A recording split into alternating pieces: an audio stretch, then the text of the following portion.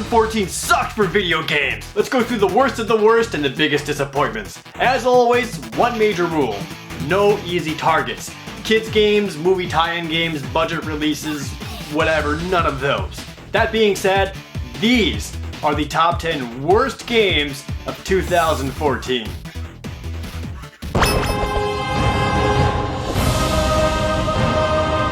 Disappointments hurt more when there's a huge build-up. The Elder Scrolls Online was set up to be the hot new MMO that everyone would be playing. Instead, it quickly became one of the most abandoned MMOs shortly after launch.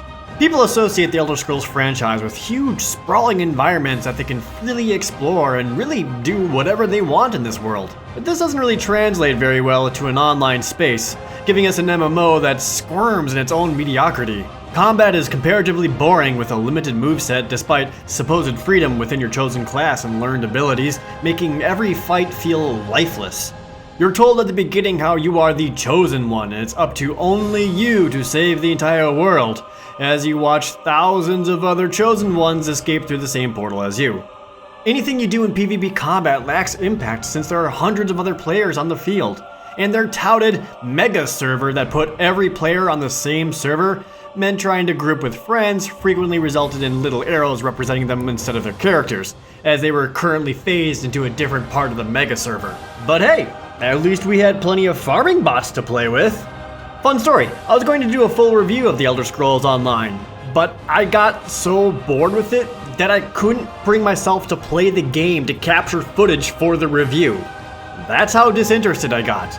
And wouldn't you know it, there's still no word of the console versions.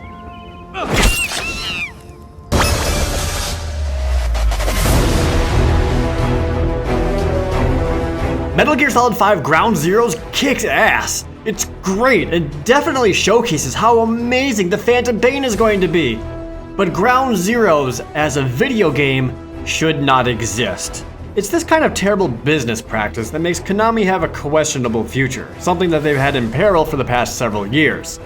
Make no doubt about it, Ground Zeroes is a demo, and one that was released for $30. And it's only that much after they had reduced the initial price from $40 based on the amount of backlash that they got. The game lasts less than an hour from start to finish. And I've heard the argument of, well, the game lasts longer if you do all the side stuff, challenges, and extra stuff. Well, no duh. Any video game lasts longer if you play it more than once, and I really don't consider challenges such as how fast can you unlock some doors or shoot some birds to be substantial additions to a Metal Gear game. Konami will continue to baffle me. In the same year that they release a way too expensive demo with Ground Zeroes, they make the incredible free demo of PT, which arguably has just as much gameplay and replayability. And they're both from Hideo Kojima, the one man keeping that entire company afloat. Well, him and the Yu-Gi-Oh games. Kept you waiting, huh?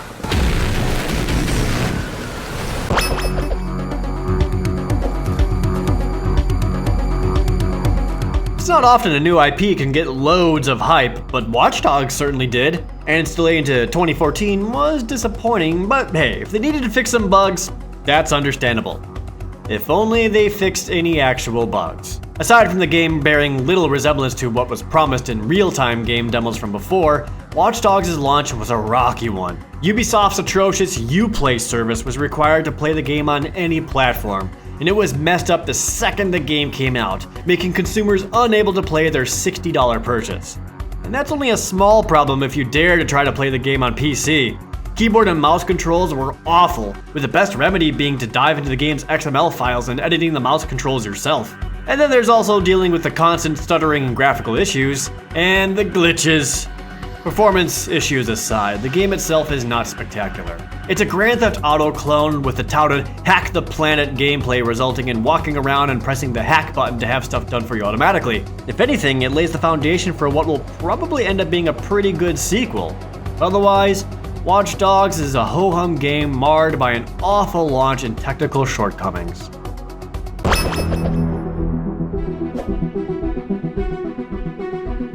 Ubisoft? I'm noticing a trend here. The game itself isn't all that awful, but much like Watch Dogs, Assassin's Creed Unity is filled with a lot of technical problems. We've all seen the hilarious glitch videos, and yeah, those are funny. But then there are the unfunny glitches, like falling through the world, frame rates dropping to about 6 per second or so, or complete game crashes. It's a growing, awful trend in AAA titles that just are not ready for launch, but are still shoved out the door for maximum profits. Customer satisfaction be damned. Of course, there's also the bizarre inclusion of microtransactions in a game that has no business having any of them. Unity is also a bizarre design sidestep. Yeah, co-op was added, but this is after ships were such a prominent feature of the previous entries, and everybody loved those. So the one thing everybody actually liked, they had to remove, essentially backing themselves into a creative corner. Though creativity is the least of their worries when Ubisoft continues to have awful game launches that they swear they'll just fix later.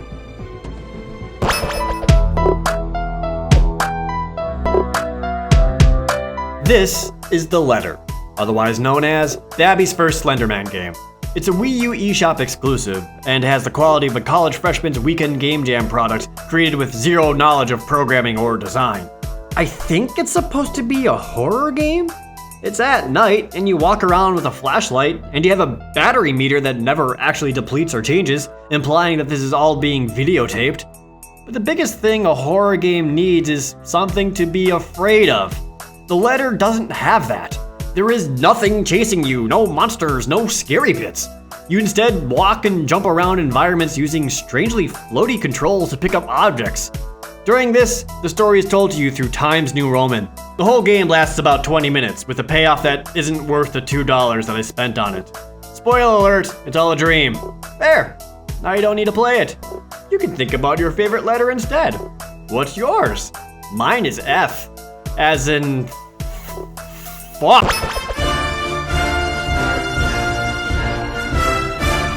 Alright, I know I said no tie-in games, but there weren't any Rambo movies or whatever that came out this year.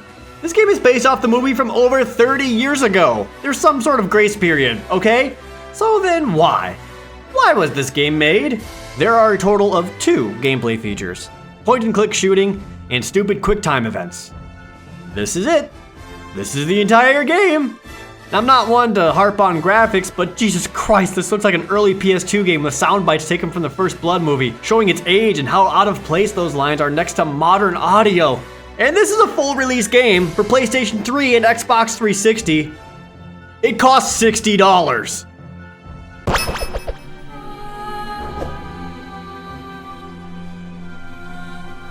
You're not aware of Haunted House? How could you not? It's the reboot of a classic Atari franchise. You know, as in this one. Haunted House: Cryptic Graves is a bizarre attempt to capitalize on a franchise that no one remembers. And as it turns out, the developers didn't give a shit about it either. It's supposed to be a horror game, I guess, if you can call it that. Its attempts at scares are laughably pathetic, with one of the most deadly enemies you can face being pissed off pottery. You play as a woman who apparently is no taller than a bathroom sink, who must be uglier than sin because other characters refuse to make eye contact when speaking to you. And I am not convinced that this dude isn't voiced by Microsoft Sam. I'm almost done here. How do you feel tonight? This house and the grounds should be a perfect catalyst to awaken your abilities. Boring gameplay, weak audio, subpar graphics, and the most you can do to enemies is awkwardly run from them at a leisurely pace. At least this isn't an awful stain on a well-loved established franchise that everybody knows, such as...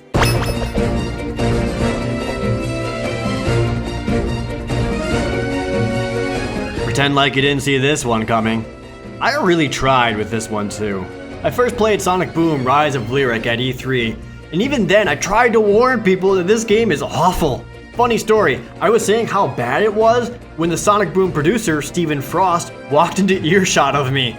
A laughably bad video game regardless if it stars Sonic the Hedgehog or not, Sonic Boom is becoming legendary in its own shittiness. It'll take its rightful place alongside Sonic 06 in the legacy of bad Sonic the Hedgehog games. Nothing like a Sonic game in which you do not go fast, and when you do, the frame rate and camera angles make sure to immediately suck any semblance of fun straight out of your fingertips.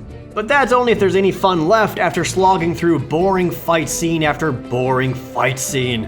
I don't know what makes me more sad. how truly awful this game is and that it exists, or the legions of people who still try to defend it. These pads are awesome!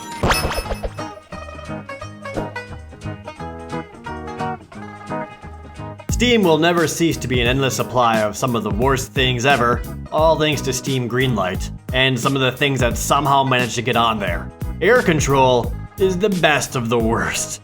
It's a game using several pre-made assets cobbled together without any kind of clear direction or reason. It feels more like a bizarre social experiment, bringing one's own sanity into question. Not from the questioning of one's own existence as they play a game like this, but more of how someone somewhere thought that, at any point in time in development, that this was good by any standard. Trying to navigate the bizarrely impossible menu screens, to actual plane flying, to constant teleportation, to suddenly shooting a terrorist with bullets until he explodes, you can't help but think to yourself, oh my god, what am I doing with my life? What quickly became a running joke amongst YouTubers and gamers alike, this game was laughed at and mocked so much that Steam finally had to remove it from their stores. But don't go trying to find it on Desera.com. Let it fade into obscurity. Trust me, it's better this way.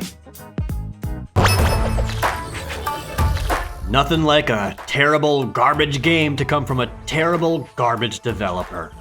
The Slaughtering Grounds is another game available on Steam that was mashed together using purchased, pre-built assets with zero cohesion or purpose for being together. You hang around each level defeating waves of enemies until the clock runs out, or until you finally swallow that cyanide tablet you keep in your desk drawer for just such an occasion as this. Calling it amateurish would be too generous, as ammunition you pick up is only given to whatever gun you are currently carrying rather than having different ammo types. My favorite laughably bad part is the blood splatters that show up on screen, clearly taken from a Google image search, but the developer didn't bother to remove all of the white background of its ping file before pasting it into their game. If the irritatingly short, constantly looping music doesn't make your ears bleed, the graphics will certainly make your eyes do it. Running on Unity on my high-end PC, and somehow this game still performs like a Pentium 2 processor trying to play Crysis, there's nothing pleasurable to enjoy. Dying has the game tell you it's game over, only to have you thrust right back into the very same level with the same amount of time left.